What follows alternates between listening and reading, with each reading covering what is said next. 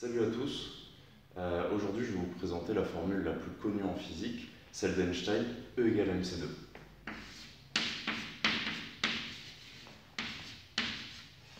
Alors en fait, cette formule, elle a différentes significations, on peut la lire dans deux sens.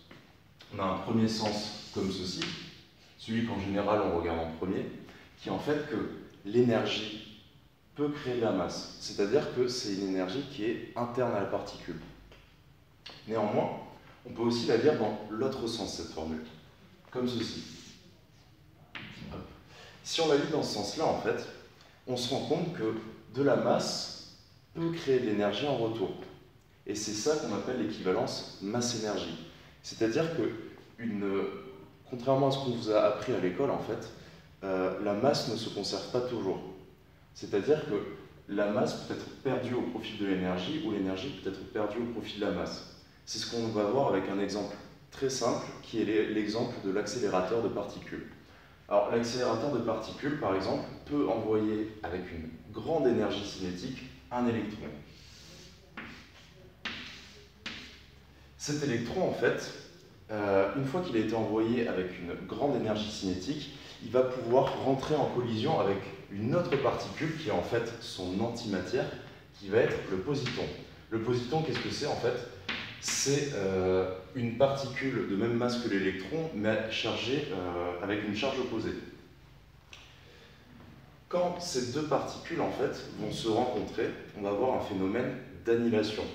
C'est-à-dire qu'en ce point, quand elles vont se rencontrer, les deux particules en fait, vont être annihilées pour permettre la formation de deux photons émis dans des directions opposées. Ces deux photons ont une énergie chacun de 511 kV.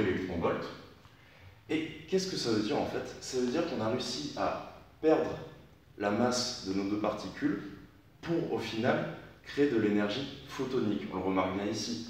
La masse a été perdue car le photon n'a pas de masse, mais la masse de nos deux particules a été perdue pour créer une énergie qui va être émise en direction opposée. Ensuite, il y a aussi un autre phénomène qui est intéressant, c'est qu'on remarque que nos deux particules ici avaient une énergie cinétique qui était très grande, autant notre électron que notre positon.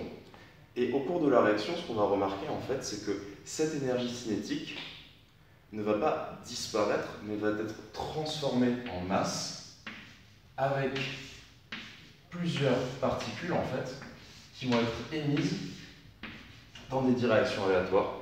Et ces particules, on remarquera qu'en fait, elles ont une masse totale qui est bien supérieure à celle de l'électron et du positon, d'un ordre de grandeur de 200 000 fois. Donc en fait, ce que ça veut dire, c'est qu'au final, l'énergie cinétique de nos particules a été transformée en masse.